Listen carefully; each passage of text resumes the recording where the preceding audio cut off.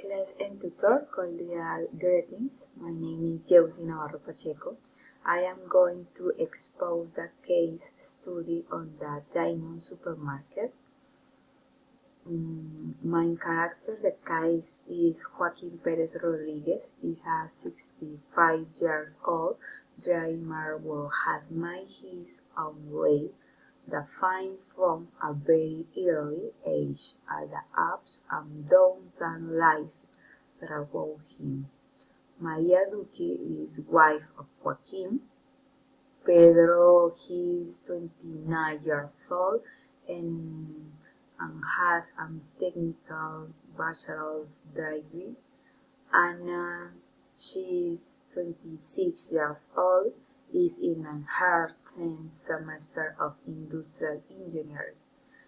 My problem is the one, poor management of the human resource area.